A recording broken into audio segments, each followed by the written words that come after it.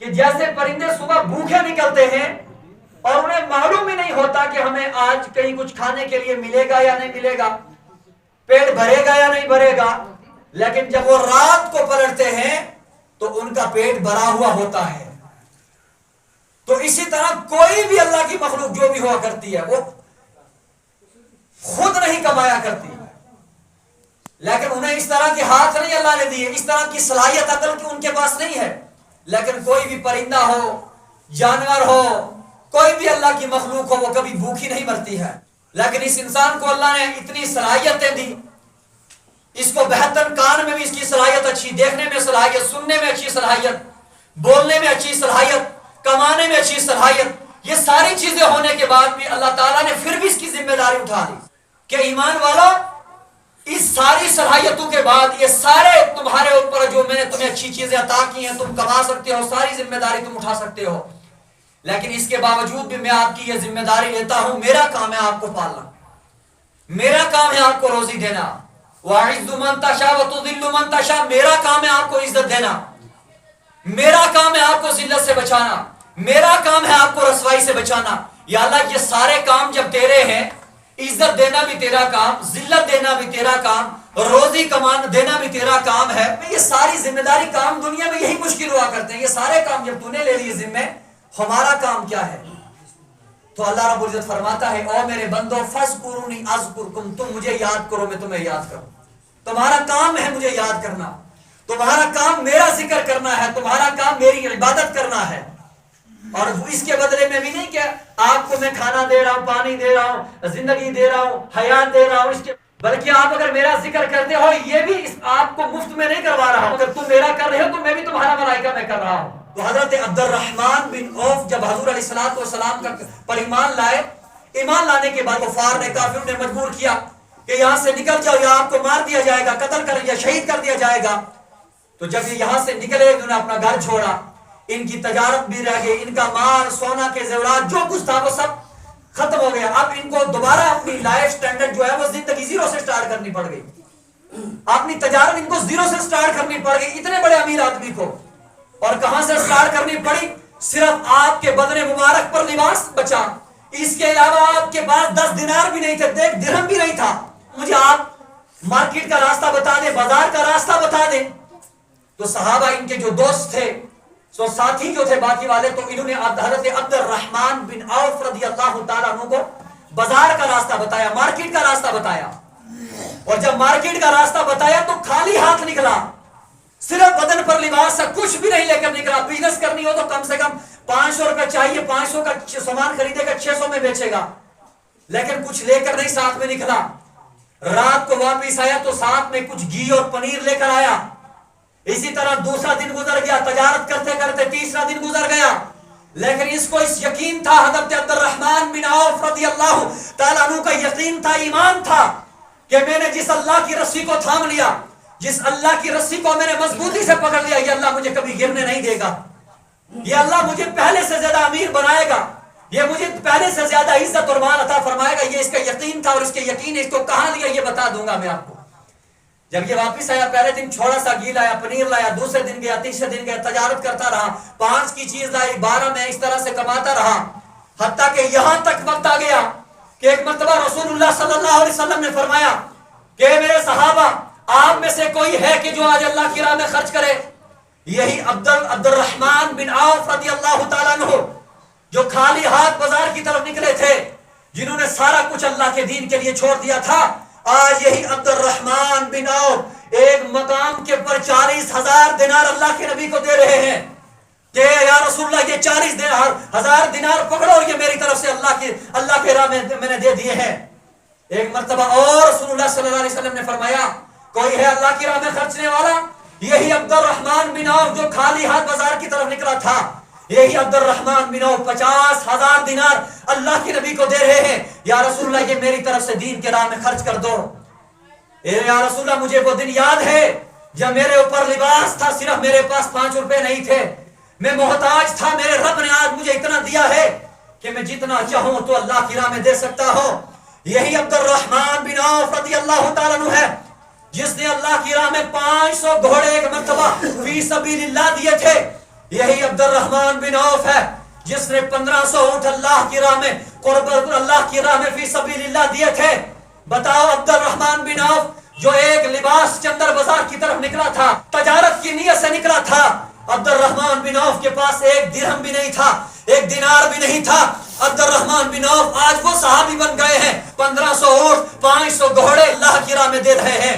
ये कामिल यकीन था सहाबी का कि दीन को जब इंसान पकड़ता है तो माली एतबार से भी मजबूत हो जाता है, उसका ईमान भी मजबूत होता है, लेकिन घर भी मजबूत होता है, उसकी जो है इकोनॉमिक भी डेवलप होती है, वहां से भी मजबूत हो जाता है। दीन सिर्फ आपको यही फायदा नहीं देता कि आपको जन्नत दिलाता है, दीन आपको, इस्लाम आपको दुनिया में भी मजबूत करता है और आखिरत में भी मजबूत करता है। देने के बाद भी ये गरीब नहीं हुआ। अब जब इसका इंतकाल हो गया तो फिर इसके पास कितना माल था कि सहाबी के पास जिसके पास 1 रुपया भी नहीं था उस वक्त। ये जब इसका इंतकाल हो गया तो इसके पास 1000 घोड़े और 1000 ऊंट और 3000 बकरियां थी। जब ये दुनिया से इंतकाल फरमा गया तो वो मिरास वाला माल जब तकसीम करने की बारी आई तो इसके जो बाकी वारिस जो जिंदा थे उन्होंने सनियारे को लाया, सोना काटने वाले को लाया और सोना काट काट के तकसीम किया। सोना काटने वालों का हाथ भी थक गया था, इतना सोना इनके पास मौजूद था। इनको किसने अमीर किया? ये रुश्वतखोर थे। सुम्मा माअल्लाह नहीं, अल्लाह ने कुरान में कहा मैं हर सहाबी से राजी हूं और मेरा हर सहाबी तकवा और परहेजगारी वाला था। और किसको इसने अमीर किया? ये तो रुश्वतखोर भी नहीं था। आज तो अगर हमें मामूली सा औदा मिल जाए हम चारों तरफ से हाथ मारते हैं, कभी गरीब का माल लूटते हैं, कभी अमानत में खयानत करते हैं, कभी किसी तरह से भी हम अपना पेट भरते हैं, इसलिए कि हमें अल्लाह की कामिल कुदरत पर यकीन नहीं है, हमें हलाल रिज़्क पर भरोसा नहीं है। इस सहाबी रुश्वतखोर भी नहीं था, ये सहाबी 2 नंबरी का माल कमाने वाला भी नहीं था, लेकिन इस सहाबी को अमीर किसने किया? इस सहाबी को अमीर करने वाली जात अल्लाह थी और इसका अल्लाह पर यकीन था। और अल्लाह वालों की नेक बंदों की सोबत फायदा दिया करती है। अबू अल हसन फरमाते हैं कि मैं जब इस सहाबी की सोबत में रहा करता था, जब इसके साथ उठा बैठा करता था, तो ये बड़ा इबादत गुजार सहाबी था हजरत मुआज बिन जबल। तो इसके साथ उठने बैठने की वजह से मुझे भी इबादत का शौक पैदा हो गया, हत्ता कि यहां तक मैं अल्लाह की इबादत में मगन रहता था। और लोग जब मेरे पास मिलने के लिए आते तो मैं दुआ करता था कि या अल्लाह अगर मुझे 10 मिनट भी मिल जाए तो मैं अल्लाह का जिक्र कर लेता था। यानी लोगों से मुलाकात करना भी पसंद नहीं कम करता था, अल्लाह की इबादत में ज्यादा दिलचस्पी रखा करता था। और कहते हैं कि क्या हो गया, 3 दिन गुजर गए, घर के अंदर कुछ खाने पीने के लिए मयसर नहीं है, कोई चीज अवेलेबल नहीं है। लेकिन जब 3रा दिन गुजर गया तो बीवी ने चैलेंज कर दिया, कहा कि मेरे शौहर अबू अल हसन अगर आज भी तूने कोई चीज घर के अंदर नहीं लाई तो मैं अपने बच्चों को उठा के अपने वालिदैन के घर चला जाऊंगी, इसलिए कि आप मुझसे ज्यादा से ज्यादा बर्दाश्त नहीं हो सकता, भूखे प्यासे बच्चे हैं, लिहाजा आज कुछ कमाना पड़ेगा। ये अबू अल हसन फरमाते हैं मैं काम चोर नहीं था कि मैं मजदूरी नहीं करता था, लेकिन अल्लाह की कोई शान थी, अल्लाह की कुदरत थी। बाजार में, चौक में, गलियों में जाता था, मजदूरी की तलाश में रहता था, लेकिन मुझे मजदूरी नहीं मिलती थी, रात को खाली हाथ घर में लौटना पड़ता था। ये अबू अल हसन फरमाते जब 3रा दिन गुजर गया ना तो मैं, जब 3रा दिन था मुझे पता चल गया बीवी अब घर भागेगी, बच्चे लेकर भागेगी, तो अब मैंने क्या किया, मजदूरी की नीयत से निकल गया। सुबह से लेकर जोहर के वक्त तक मैंने गली गली में कहा कि मुझे कोई मजदूरी दे दो, लेकिन किसी ने मुझे मजदूरी नहीं दी, मुझे कहीं मजदूरी नहीं मिली, हत्ता कि नमाज जोहर का वक्त आ गया। और जब नमाज जोहर का वक्त आ गया मैं दरिया के करीब गया और मैंने दरिया के करीब जाकर वुजू किया और वुजू करने के बाद मैं इबादत में लग गया, नमाज पढ़ने लग गया, यहां तक कि नमाज असर का वक्त आ गया। अब जब नमाज असर का वक्त आ गया तो मैंने सोचा कि अब घर तो पलटता हूं, मगर आज बीवी नहीं छोड़ेगी, इसलिए कि उसने कहा था कि आज अगर कुछ लेकर नहीं आया तो मैं अपने घर में भाग जाऊंगी, मैं अपने बच्चों को लेकर भाग जाऊंगी, लिहाजा अब क्या चारा किया जाए, अब क्या बंदोबस्त किया जाए, क्या चीज लेकर अपने घर लौटूं। तो कहा कि जो मेरे गले में रमाल थी मैंने उस रमाल के अंदर रेत बांध ली। फरमाया जब मैंने उसके अंदर रेत बांधी तो मैं घर की तरफ पलट गया। तो जब मैं घर की तरफ पलटा तो उससे पहले जब मेरी बीवी मेरा इंतजार करती तो दरवाजे पर हुआ करती थी और मुझे दरवाजे से रस्सी यानी इस्तकबाल करती थी और मुझे अंदर लेकर जाया करती थी। लेकिन जब आज मैं दरवाजे पर आया तो मैंने क्या देखा कि मेरी बीवी दरवाजे पर मौजूद नहीं है। मैंने सलाम पेश किया, अंदर से जवाब आया तो تو میں اندر چلا گیا.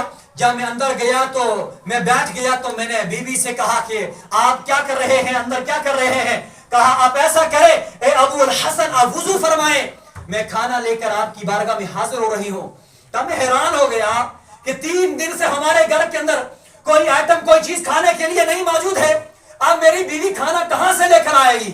ابو الحسن فرماتے ہیں اتنے میں میری بیوی کہتی ہے آپ پرواہ نہ کرو, آپ تیار ہو جاؤ, وضو کرو, میں کھانا لے کر آ رہی ہوں. کہا میں نے پوچھا بچے کہاں ہیں؟ کہا کھانا کھا کر کھیلنے کے لیے گئے ہیں, ابھی لوٹ کر آ جائیں گے. آپ میری بیوی میں نے وضو کیا, میری بیوی کھانا لے کر آئی. جب دسترخوان بچھایا تو میں نے طرح طرح کی آئٹمیں دیکھی, طرح طرح کی چیزیں دیکھی جو میں نے آج سے پہلے کبھی کھائی نہیں. میں تعجب کے اندر آ گیا کہ یہ میرے دسترخوان پر ایسی ایسی چیزیں کہاں سے آ گئی ہیں. فرمایا جب یہ میں نے دیکھا نا تو میں نے اپنی بیوی سے سوال کیا کہ کہا کہ ابھی ہمارے گھر میں کوئی چیز کھانے کے لیے نہیں تھی, تو یہ اتنا اچھا کھانا کہاں سے آیا؟ آپ فرماتی ہے اے ابو الحسن آج معلوم نہیں کہ آپ کس کے گھر مزدوری کرنے گئے تھے اور کس نے یہ اتنی طرح طرح کی آئٹمیں لا کر رکھی ہے. میرے گھر کے اندر اتنی رحمتیں آ گئی ہیں, اتنی برکتیں آ گئی ہیں, اے ابو الحسن مجھ سے سنبھالی نہیں جاتی ہیں.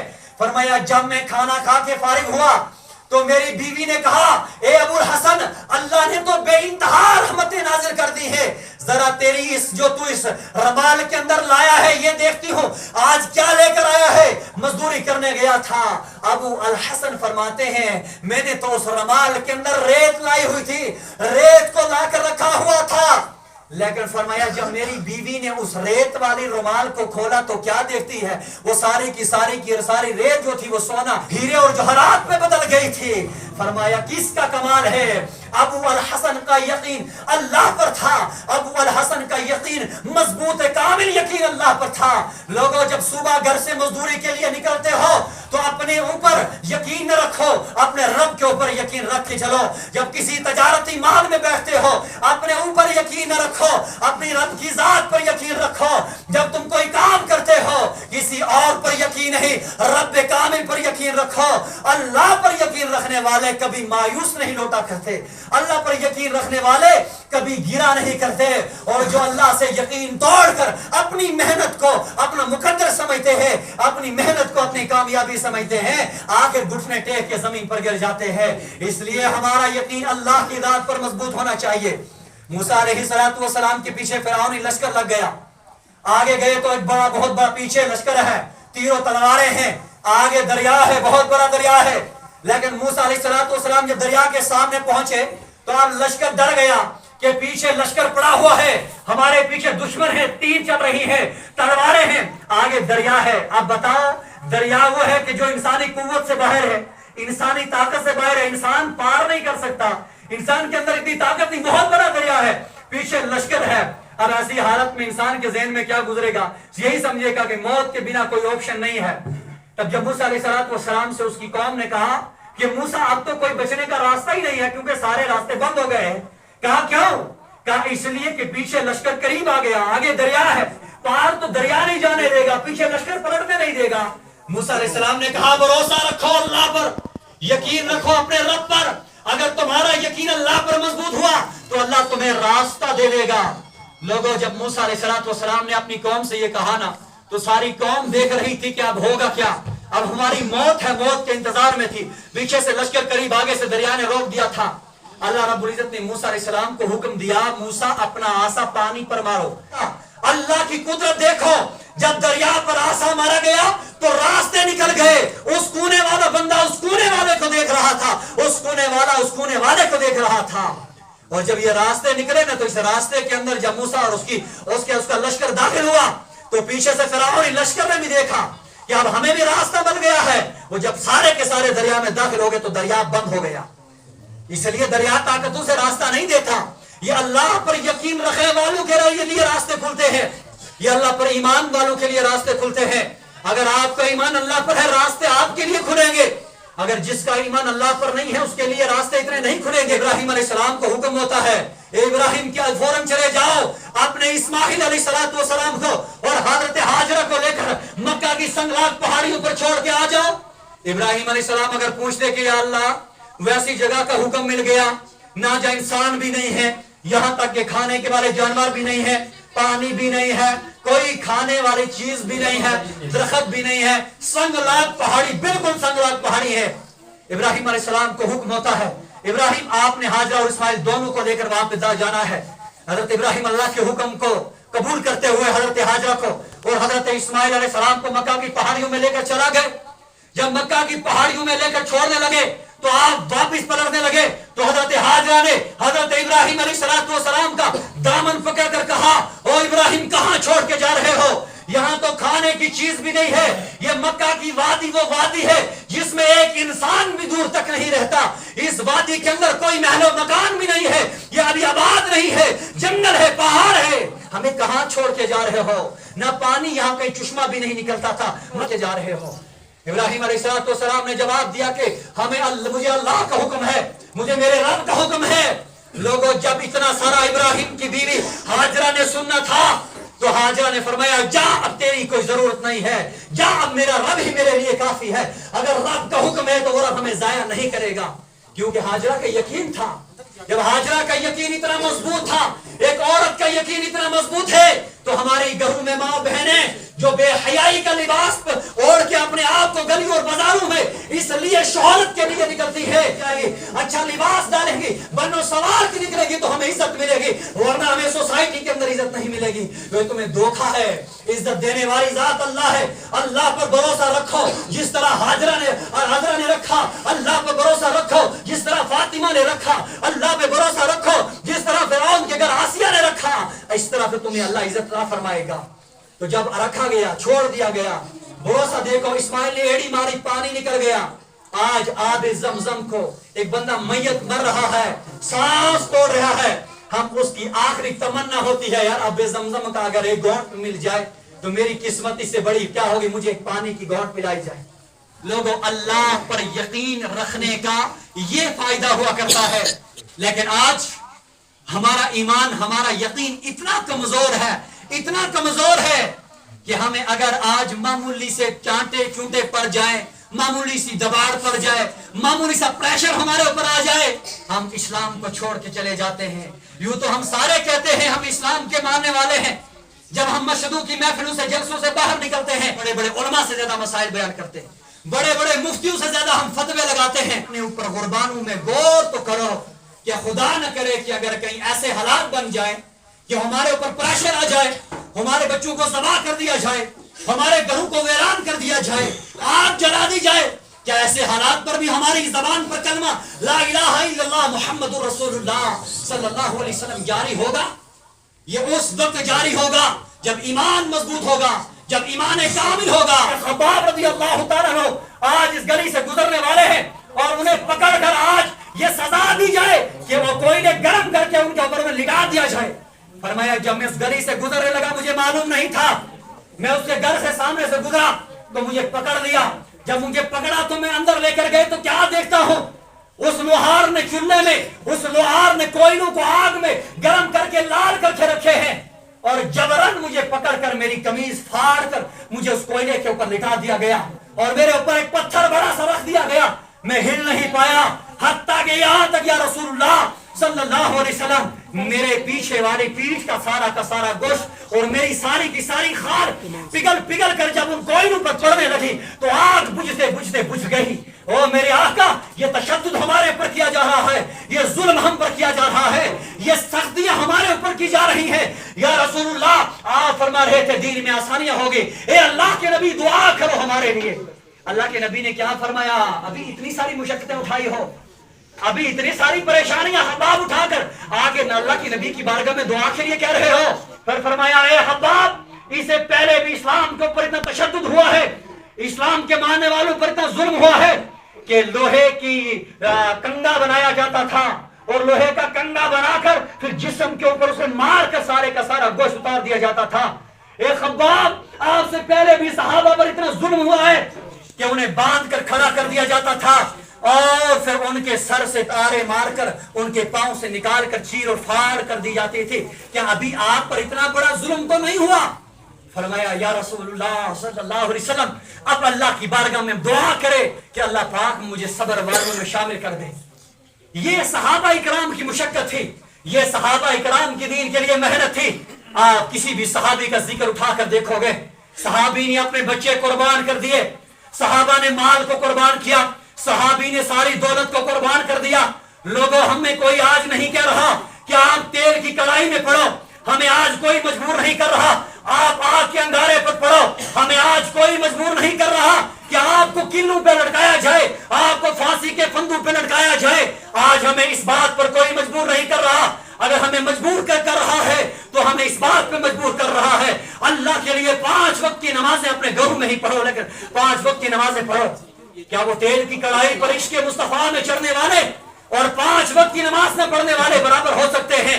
ایک عورت کے ساتھ 10 مرد زنا کرتے تھے, ایک عورت کے ساتھ باپ مر گیا بیٹا زنا کرتا تھا, ایک عورت کو کوئی عزت سماج کے اندر نہیں دی جاتی تھی. جب یہ تشدد کیا جا رہا تھا, ایسے تشدد کے وقت میں, ایسے ظلم اور ظالموں کے دور کے اندر میرے مصطفیٰ صلی اللہ علیہ وسلم نے اعلان کیا تھا کہ اے مکہ والوں, ہے کوئی تم میں سے غیرت مند جوان جو میرے ساتھ جڑ جائے اور میں ان لوگوں سے, ان غیر طاقتوں سے مقابلہ کر کے ان عورتوں کو ظلم سے آزاد کروں گا, ان عورتوں کے اوپر جو تشدد کیا جا رہا ہے میں اسے انہیں آزاد کروں گا, ان عورتوں کے ساتھ جو انصافی کی جا رہی ہے میں ان کے حقوق دلاؤں گا.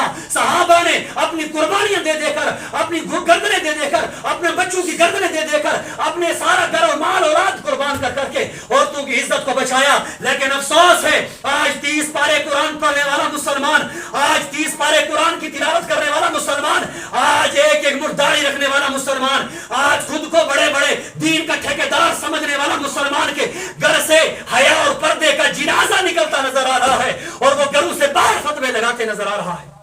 آج ہمارا حال دیکھو, ہماری بیٹیوں کا حال دیکھو. لوگوں کسی عالم کو کسی سے ضد نہیں ہوا کرتی ہے, کوئی بھی امام ہو, کوئی مدرس ہو, خدا کو گواہ رکھ کے کہتا ہوں کسی عالم کو کسی سے کوئی ضد نہیں ہوتی. ہماری ذمہ داری ہے ہم اپنے حالات سیدھے کریں. آج ہماری ماں بہنیں گھروں کے اندر دیکھو, مارکیٹوں کے اندر دیکھو, بازار کے اندر دیکھو, جس جگہ کے اندر دیکھو, ان کے اندر دیکھو پردہ کتنا بچا ہے. ایک باپ کے سامنے بچی کس حالت میں مدرسے میں نکلتی ہے, کہاں چلی بھائی بیٹی تیری قرآن پڑھنے چلی, تو نے اپنی بیٹی کا لباس دیکھا قرآن پڑھنے کے لیے قابل ہے, کیا کر لو گے تم مولانا لوگوں کو پھانسی پہ چڑھاؤ گے؟ لگاؤ, کس کو پھانسی لگائیں, چڑھاؤ گے پھانسی پہ. ہم اللہ کا قرآن اس وقت تک نہیں. امام جلال الدین سیوطی رحمۃ اللہ تعالیٰ علیہ ایک جگہ پر گئے, مسئلہ بیان کرنا تھا, اور اس دور کا بڑا حکمران تھا, بڑا بدبخت اور ظالم تھا. اس نے سارے مفتیوں کو بلایا, کہا جی یہ مجھ سے یہ غلطی ہوئی, اس کے بارے میں فتویٰ دیجیے. سارے مفتی ڈرنے لگے, حکمران کے گھر ہے, دعوت گھر ہے, اس کی یہ بہت بڑا ظالم ہے. کسی مفتی نے ڈرتے ادھر لکھا, کسی نے ادھر لکھا, کسی نے 500 جیب میں ڈالا, ادھر لکھا. لیکن جب ماں کا شیر امام جلال الدین سیوطی آیا, اس نے اس کے گھر کی کرسی پر بیٹھ کر فتویٰ لکھا, کہا ظالم بدبخت, تو نے جو جرم کیا ہے اس جرم کی سزا امام جلال الدین سیوطی یہ لکھ رہا ہے, یہ تجھے سزا ہے. امام جلال الدین سیوطی نے جب سزا بیان کی نا تو بدبخت اٹھا تو اس نے بندوق نکالی اور بندوق نکال کر اس کے یہاں سر پہ رکھی, کہا تو نے میرے خلاف میرے گھر میں بیٹھ کے فتویٰ لکھا, کہا اب تجھے گولی سے ماروں گا. امام جلال الدین نے کہا او خدا کے بندے گولی سے ڈراتا ہے, کہا میں گولی سے ڈر کر اپنا قرآن اور حدیث کو نہیں بدلوں گا. اگر اللہ کا حکم ہو تیرے چلانے کے بنا گولی چلے گی, اگر اللہ کا حکم نہیں ہو چلا کے دکھا گولی نہیں چلے گی.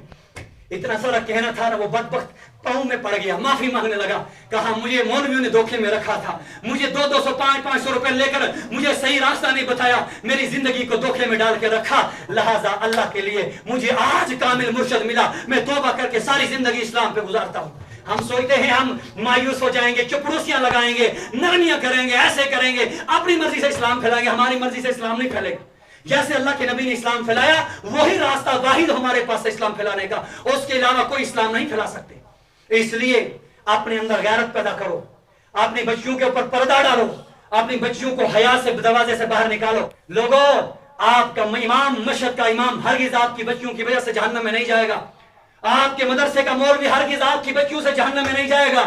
اور ہمیں کوئی فرق نہیں پڑتا, لیکن تمہارے گلے میں ہاتھ ڈالیں گی, تمہارے گلے میں ہاتھ ڈالیں گی, میدان محشر میں تمہارے قربان میں ہاتھ پڑے گا.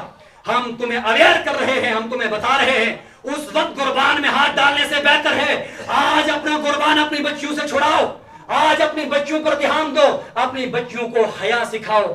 اور اس کا طریقہ یہ ہے کہ آج ہم اپنے گھروں میں ہزاروں کتابیں لے کر بیٹھے ہیں. ہم اسلام سیکھنے کے لیے کتاب نہیں, اپنے گھروں کے اندر اپنے سماج کو چینجنگ کرانے کے لیے، اپنے سماج کو بدلنے کے لیے اپنی وہ کتابیں، تھوڑی جو چھوٹی چھوٹی کتابیں ہیں جن سے اپنا آپ بدل سکتا ہے، زیادہ نہیں آپ پڑھ سکتے تو یہ کتابیں پڑھو، جن کے لیے میں نے چند تھوڑی سی کتابیں، یہ ہر بندے کے لیے ضروری ہے۔ سماج کے اندر سب سے بڑا فتنہ زبان ہے، زبان کا غلط استعمال پورے سماج کے اندر فتنہ ڈالتی ہے۔ اس کتاب کا نام ہے گفتگو کے آداب اور فضول باتیں کرنا کیسا ہے، اس کتاب کا نام ہے۔ ہر بندہ یہ کتاب اگر اپنے گھر میں رکھے تو میں کہتا ہوں کہ یوں سمجھے کہ اس نے اپنے گھر کے اندر سونا جمع کیا ہے۔ 76 کبیرہ گناہ، یہ 76 گناہ یعنی کبیرہ گناہ کیا ہے۔ اس کے بعد ہم شیشے میں اپنا منہ دیکھتے ہیں جسے اردو میں ہم آئینہ کہتے ہیں، یہ ہے آئینہ قیامت۔ قیامت کیا ہے؟ اس قیامت کے شیشے میں اپنا منہ دیکھو، پھر اپنے آپ کو دیکھو۔ یہ کتاب ہے بغض اور کینہ، جو ہم سماج کے اندر بغض اور کینہ لیے ہوئے کئی گھروں کو جاڑ دیتے ہیں، اس کتاب کا مطالعہ کریں۔ یہ کتاب ہے حسد، جو ہم ایک دوسرے سے کرنے سے سماج تباہ ہو رہا ہے، اس کتاب کو پڑھیے۔ یہ کتاب ہے اچھے اور برے اعمال، اچھی نیکیاں ہمارے پاس کیا ہیں، بری اعمال کیا ہے، اس کتاب کا مطالعہ کریں۔ یہ کتاب ہے ان عبادت گزاروں کے لیے جو اپنے آپ کو بڑے متقی سمجھتے ہیں، چند نمازوں کے بعد فتوے لگانے شروع، جس کا نام ریاکاری ہے۔ اس کے بعد ہر بندہ کہتا ہے میں عاشق رسول ہوں، واہ سبحان اللہ، مجھ سے بڑا کوئی سنی نہیں ہے۔ اس سنی کو چاہیے، عاشق رسول کو چاہیے صحابہ کا عشق رسول، کس طرح نبی سے محبت صحابہ نے کی ہے، اس کتاب کا مطالعہ کرے۔ اس کے بعد اسلام کے اندر شادی کرنے کا شرعی حکم کیا ہے، طریقہ کیا ہے، کس طرح شادی کرنی چاہیے، اس کتاب کا مطالعہ کریں۔ اس کے بعد جو عوام کے اندر غلط چیزیں پھیل گئی ہیں، کوئی کہہ رہا ہم اسے سمجھائیں تو کہتا ہے جناب میں 100 سال سے یہ کام کر رہا ہوں، 200 سال سے کر رہا ہوں، آج ہمیں سمجھاتے ہیں۔ وہ بھی تو کوئی مولوی تھے، وہ بھی تو کوئی زمانے تھے، اسے چاہیے کہ غلط فہمیاں اور ان کی اصلاح، اس کتاب کا مطالعہ کریں۔ اور اس کے علاوہ سینکڑوں کتابیں میرے پاس موجود ہیں، لیکن میں آپ کو یہ کم سی تھوڑی سی کتابوں کے ٹائٹل بتائے جن کو ان کتابوں کی ضرورت ہے، اسے چاہیے کہ وہ مجھ سے رابطہ کرے اور میں اسے یہ کتابیں منگوا کے دوں گا۔ اس کے بعد ایک کتاب ہے، بڑی اچھی کتاب ہے، جس کا ٹائٹل یہ ہے جیسی کرنی ویسی بھرنی۔ تو میں نے جہاں تک اس کتاب کو دیکھا تو میرے حساب سے وہ کتاب ہر بندے کے جیب میں ہونی چاہیے، اس کے بعد وہ کبھی بھی زندگی میں غلط فہمی میں مبتلا نہیں ہوگا۔